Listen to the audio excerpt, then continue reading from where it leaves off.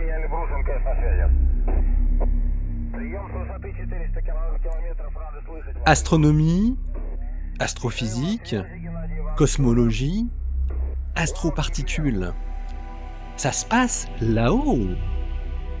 Salut à toutes et à tous. Les amas d'étoiles nucléaires sont constitués d'une concentration dense d'étoiles et d'objets compacts qu'elles laissent derrière eux, qui sont omniprésents dans les régions centrales des galaxies entourant leur trou noir supermassif central. Des interactions étroites entre les étoiles et les trous noirs de masse stellaire y conduisent à des fréquents événements de destruction d'étoiles par effet de marée, ce qu'on appelle des TDE, Tidal Disruption Events. Une équipe d'astrophysiciens vient de découvrir un effet intéressant. La matière ainsi déchirée de l'étoile, qui se retrouve libérée de l'emprise du petit trou noir stellaire, peut se retrouver accrétée par le trou noir supermassif proche, donnant lieu alors à une seconde éruption. Ils publient leur étude dans The Astrophysical Journal Letters. La plupart des noyaux galactiques sont caractérisés par une densité d'étoiles extrêmement élevée. Ces amas d'étoiles nucléaires, qu'on appelle des NSC, Nuclear Star Clusters, dont la luminosité est inégalée par rapport à tout autre type d'amas d'étoiles, possèdent les densités stellaires les plus grandes connues. Leur profil de masse abrupt donne des densités qui sont de l'ordre de 1 million de masses solaires par parsec cube, à des distances radiales du centre de la galaxie d'environ 0,1 parsec. Leur fraction d'occupation semble varier à la fois avec la masse et avec le type de galaxie, atteignant plus de 80% dans les galaxies de type précoce, d'environ 1 milliard de masses solaires. Mais elle diminue à la fois aux masses inférieures et supérieures. L'étude des NSC est importante dans la formation des galaxies, car leur formation est liée à la fois à la croissance des galaxies ainsi qu'à leur trou noir supermassif central. Les très grandes densités des NSC, qui contiennent une fraction d'environ 1% de leur masse en trou noir de masse stellaire, sont très propices aux rencontres rapprochées entre leurs constituants.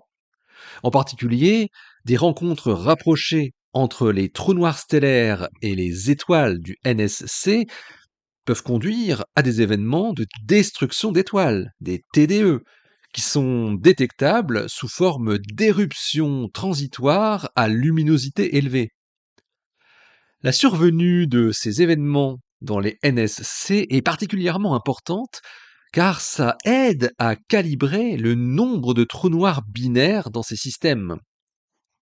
Lorsqu'une étoile de l'amas nucléaire subit un événement de type TDE par un trou noir stellaire, une partie des débris de l'étoile reste liée et accrétée par le trou noir stellaire, donnant lieu à une éruption soudaine de rayonnement, tandis que le reste n'est plus lié. Mais comme on est dans un environnement très proche d'un trou noir supermassif, cette matière résiduelle peut se retrouver accrétée cette fois autour du trou noir supermassif. C'est ce que Tao Ryu du Max Planck Institute für Astrophysik à Garching et ses collaborateurs ont découvert en étudiant le devenir des TDE dans les amas d'étoiles nucléaires. Les chercheurs ont calculé qu'il existe une série d'emplacements du trou noir stellaire à proximité du trou noir supermassif pour lesquels les débris non liés, tout en s'échappant du trou noir stellaire, se retrouvent liés au trou noir supermassif, ce qui provoque assez vite une seconde éruption de rayonnement plus longue que la première.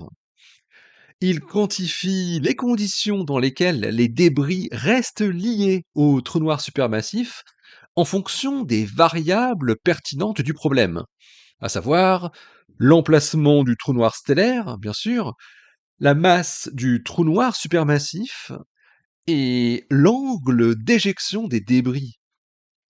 Les chercheurs ont ainsi découvert une variété de pentes temporelles qui peuvent produire une gamme variée de transitoires électromagnétiques. Et puis, Ryu et ses collaborateurs ont ensuite calculé les taux d'occurrence de tels événements de double éruption de type TDE par galaxie. Ils prouvent que ces taux peuvent être aussi élevés que les taux de TDE standard, en fonction de la masse du trou noir supermassif. Ce taux d'occurrence est compris entre 10 puissance moins 6 et 10 puissance moins 3 par an par galaxie, pour une masse de trou noir supermassif comprise entre 1 million et 1 milliard de masses solaires. Donc entre une fois tous les 1000 ans et une fois tous les millions d'années. Le délai temporel qui sépare les deux éruptions, celle liée à l'accrétion du trou noir stellaire, puis celle liée à l'accrétion du trou noir supermassif, s'étale sur une large plage qui va de moins d'1 an jusqu'à des centaines d'années.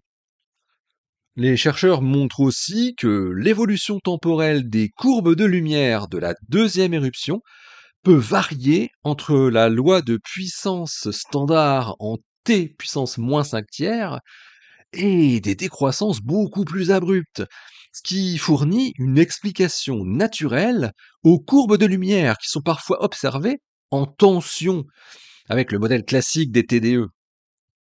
Alors les résultats de Ryu et ses collaborateurs ont donc des implications sur les propriétés des NSC et le calibrage de leur population de trous noirs stellaires. Une autre implication importante, c'est l'existence possible d'événements de type TDE dans des trous noirs supermassifs très massifs, alors que l'on ne s'attend normalement pas à observer des TDE avec les trous noirs supermassifs. Pour arriver à ces résultats, Ryu et ses collaborateurs précisent qu'ils ont utilisé des hypothèses simples. Ils ont d'abord supposé que l'orbite de l'étoile d'origine était parabolique, mais dans les noyaux galactiques, l'orbite peut être hautement hyperbolique. Si des TDE de type hyperbolique se produisent, la distribution d'énergie des débris se déplacerait vers une énergie plus élevée, et ce changement pourrait affecter l'évolution ultérieure des débris autour du trou noir supermassif. Deuxièmement, ils ont considéré que le trou noir stellaire était sur une orbite circulaire autour du trou noir supermassif. Les écarts par rapport à l'orbite circulaire affecteraient également l'évolution des débris stellaires déversés, car leur énergie et leur moment cinétique seraient différents en fonction de la phase orbitale du petit trou noir. Par exemple, dans le cas d'un trou noir stellaire sur une orbite excentrique, l'orbite des débris déversés peut être excentrique elle aussi, par rapport au trou noir supermassif.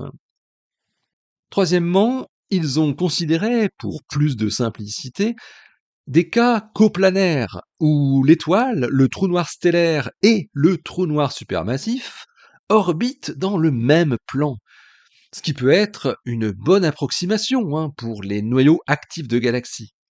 Mais dans les environnements sans gaz, l'orbite de l'étoile par rapport au trou noir stellaire n'est pas nécessairement alignée avec l'orbite du trou noir stellaire autour du trou noir supermassif. L'angle supplémentaire qui serait requis pour décrire une inclinaison mutuelle non nulle introduirait une dépendance angulaire plus compliquée. Quatrièmement, Ryu et ses collaborateurs ont supposé que l'orbite des débris était balistique autour de l'un des deux trous noirs. À l'ordre zéro, cette approximation est valable lorsqu'on considère l'évolution orbitale des débris dans un système impliquant un contraste de masse important entre le trou noir stellaire et le trou noir supermassif, mais peut-être moins avec un contraste moins élevé.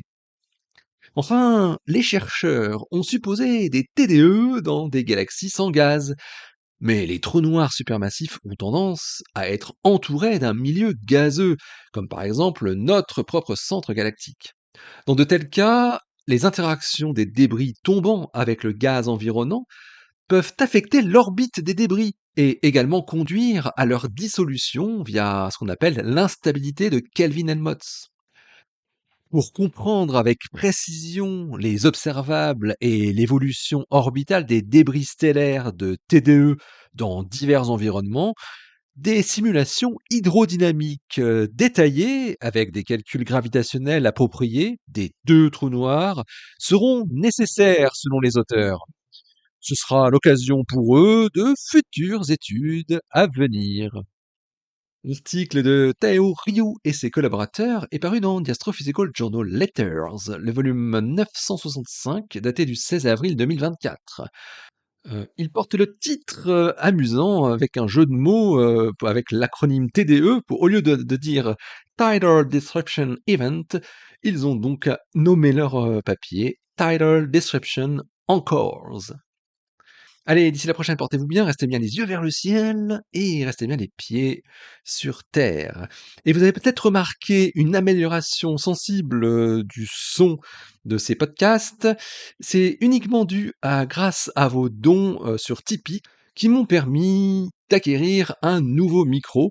Et je remercie encore chaleureusement tous les tipeurs et tipeuses qui ont participé. Et vous pouvez toujours aider Ça se passe là-haut à améliorer sa qualité. Donc sur Tipeee, vous avez le lien évidemment en description. Et voilà. Allez, à la prochaine. Salut!